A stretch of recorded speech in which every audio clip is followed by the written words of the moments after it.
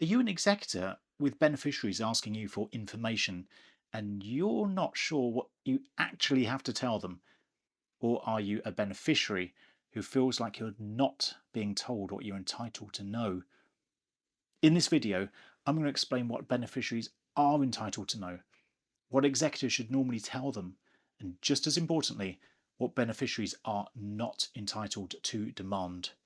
Now, there are 7 things we're going to look at, starting with one of the most common questions. Please note that this video specifically relates to probate and estate administration in England and Wales. Is a beneficiary entitled to see the will? This is more nuanced than you might expect. Before probate has been granted, the will isn't yet a public document, and an executor doesn't generally have to provide beneficiaries with a copy of it. It doesn't mean you shouldn't. If you're the executor in a normal estate, there will often be very little reason not to tell somebody that they're a beneficiary and explain what they've been left. Sensible communication at this stage can prevent a lot of unnecessary suspicion and misunderstandings later. Now, if you're a beneficiary, there's an important change once probate is granted. The will then becomes a public document, which means that anybody can search the probate records and order a copy of the grant and will, and they just do that online. It's very straightforward. So this is the first important distinction I want you to remember throughout this video. What is sensible for an executor to tell beneficiaries? And what is a beneficiary legally entitled to demand? Now, those aren't always the same things. If you're an executor dealing with probate yourself, I've also produced a free guide called 10 Probate Mistakes Executors Must Avoid. It covers some of the common mistakes that can cause delays, additional costs and problems for executors. Now, you can download it for free using the link in the description below. Now, let's look at the question beneficiaries understandably really want answered. How much is the beneficiary actually going to receive? If you're an executor, it's obviously sensible to tell beneficiaries what the will says they're due to receive. But be careful about promising an amount too early. There are different types of beneficiary, and this is where that distinction starts to matter. Someone might have been left a particular item, perhaps a piece of jewellery. They might have been left a fixed amount of money, say £10,000. Or they might be what's called a residuary beneficiary. Now, that is someone entitled to some or all of what's left after items such as debts, tax, expenses, other gifts have been dealt with. If you're the executor and someone's been left a specific item, perhaps a piece of jewellery, you can normally tell them exactly what they've been left. Similarly, if they've been left a fixed cash gift of £10,000, or another amount of money, of course, you know what the will says they're entitled to. But if they're a residuary beneficiary, it is different. You can tell them what share of the residue they're entitled to, perhaps a quarter or a half, but you may not be able to tell them what that will actually be worth until much later in the administration. So, if the will says, for example, I leave £5,000 to my nephew, that's very different from I leave 25% of my residuary estate to my nephew. You may not know what that 25% is worth for quite some time. Let's suppose the estate initially appears to be worth £500,000. Now, that doesn't necessarily mean 4 residuary beneficiaries are each going to receive £125,000. There could still be mortgages or other debts, funeral costs, tax, professional fees, property costs, and other administration expenses to pay. The value shown for probate purposes, which you'll see on the grant of probate, is not necessarily the amount that will be ultimately divided between the beneficiaries. So, if you're an executor, be careful about turning an early estimate into a promise. And if you're a beneficiary, be careful about doing the calculation yourself and assuming you already know what you're going to receive.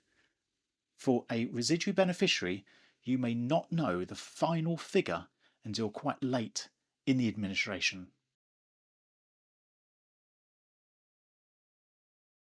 Are beneficiaries entitled to updates about what's happening? This is probably where a lot of executor beneficiary relationships start to go wrong. Does an executor have to provide beneficiaries with a weekly update? No.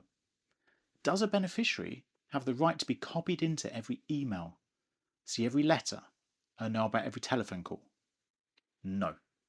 But that doesn't mean months and months of complete silence is a good way to administer an estate. If you're an executor, I'd strongly recommend setting expectations early. You might tell beneficiaries things such as, we're currently valuing the estate, or we've submitted the probate application, or probate has now been granted and we're collecting the assets. Another common one could be the property is on the market, or we're waiting for HMRC. But you don't need to provide a running commentary. Occasional meaningful updates can prevent a huge amount of anxiety and suspicion. Remember, if you're the executor, you know what's happening because you're the person doing the work. The beneficiary doesn't.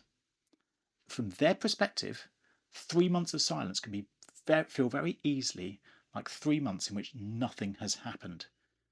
And if you're a beneficiary, the other side of this is important too. You shouldn't necessarily expect to be consulted about every administrative decision or receive constant updates. However, if a significant amount of time is passing, I think it's entirely reasonable to ask the executor for an update about where things have got to. If you're finding this useful, please consider subscribing to the channel. I'm building a library of practical videos to help executors and increasingly beneficiaries too, understanding probate and estate administration in England and Wales. Are beneficiaries entitled to see the estate accounts?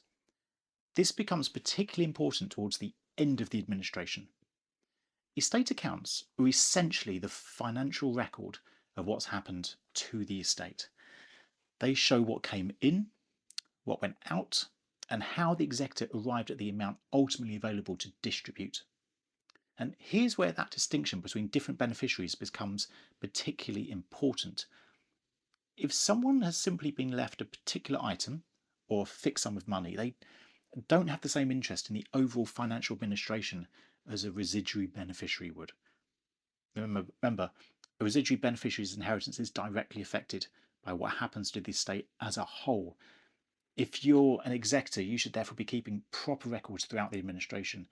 It might include the assets you've collected, money received, debts and expenses paid, tax, executor expenses, professional fees, payments already made to beneficiaries, and ultimately the final distribution. Don't wait until 18 months later and try to reconstruct the entire administration from a pile of receipts and old bank statements. And if you're a residuary beneficiary, estate accounts are important because they allow you to understand how the executor has arrived at your final entitlement. It is good practice for executors to obtain written approval of the estate accounts from residuary beneficiaries before completing the administration, although there isn't a general statutory requirement for beneficiaries to sign them.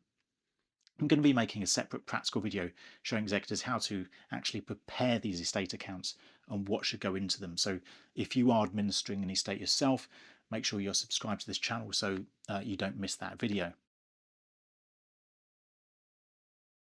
Are beneficiaries entitled to know why their inheritance is being delayed? This is a very common source of frustration. A beneficiary might say, probate was granted 3 months ago. Why haven't I been paid? But obtaining the grant doesn't mean the administration is finished. Quite a lot may still need to happen. The executor might need to collect money from banks and investments. For example, the property might need to be sold, and you probably know that that can take a very long time in some cases. Debts themselves might still need to be settled, and there might well be tax that needs to be dealt with. A beneficiary as well might even need to be located. There could be a claim against the estate, even from, for example, the Department for Work and Pensions, which can take some time. Or The executor may simply need to make sure that there aren't any outstanding liabilities before distributing the money. There also isn't a rule saying the executor has to distribute the estate as soon as probate is granted, and it's important to remember that. In fact, personal representatives, such as the executor, generally cannot be compelled to distribute the estate during the first year following the death. But be careful with that. It doesn't mean an executor should deliberately wait a year. A straightforward estate might be ready much sooner. And it certainly doesn't mean an executor can simply do nothing for 12 months. If you are an executor and there is a significant delay, just tell the beneficiaries why. You don't need to give lots of detail, but something simple such as, we can't make the final distribution yet because the property hasn't sold. It is vastly better than saying nothing for 6 months. And if you're a beneficiary, a delay on its own isn't evidence that the executor is doing anything wrong. There can be very good reasons for it. An unexplained delay is more concerning, and I'll come back to that towards the end of the video. What should beneficiaries be told before the final distribution? Eventually you reach the point where the estate is ready to be distributed. Before making a final distribution, tell the beneficiary that you're now in a position to pay them, how much they're receiving, and whether this is an interim or their final entitlement. Make sure you have their current contact details, and crucially, verify the bank details you're going to use rather than relying blindly on an old email. If it's a residuary beneficiary, they should also be able to understand how their final entitlement has been arrived at, which is where the estate accounts we've already discussed comes in. If you're an executor approaching this stage, I've recently made another video called Before You Pay Beneficiaries, 7 Things Every Executor Must Check. And I'd strongly recommend watching that before making the final payments, and I've put a link to it at the end of this video. Just because the money is sitting in the executor account and the beneficiaries want to be paid doesn't necessarily mean you should distribute it immediately. There are some important checks to make first, because distributing too early can potentially leave an executor with a serious problem if another liability subsequently appears. What are beneficiaries not entitled to control? This is the other side of the discussion, and I think it's just as important as everything we've covered so far. Being a beneficiary doesn't make you a co-executor. The executor is responsible for administering the estate. And with that responsibility comes the authority to make the ordinary decisions necessary to administer it. So, a beneficiary can't simply say, I don't like that estate agent, use this one. I don't want you to sell the house yet. I want my inheritance next week. Copy me into every email. Don't use that solicitor. Or, I want to approve every decision you make. If you're an executor, you have duties and you must administer the estate properly. You can't simply ignore the interest of the beneficiaries. But there's an important difference between a beneficiary being entitled to proper administration and appropriate information and being entitled to control the administration. They aren't the same thing. So, if you're an executor, don't allow a particularly demanding beneficiary to make you feel that you need their permission for every ordinary administrative decision. And if you're a beneficiary, remember, the executor may be dealing with considerably more behind the scenes than you're aware of. You have an interest in the estate being administered properly. That doesn't mean you get to administer it yourself. So, when should a beneficiary actually become concerned? Most disagreements between executors and beneficiaries aren't evidence of wrongdoing. Very often they're communication problems. But there are situations where, if you're a beneficiary, I'd start asking more questions.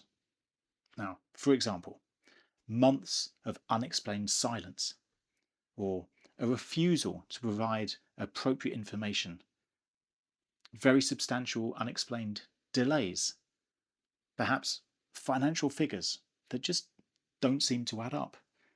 It might be estate assets apparently being used personally, or an executor who simply appears to be refusing to progress the administration.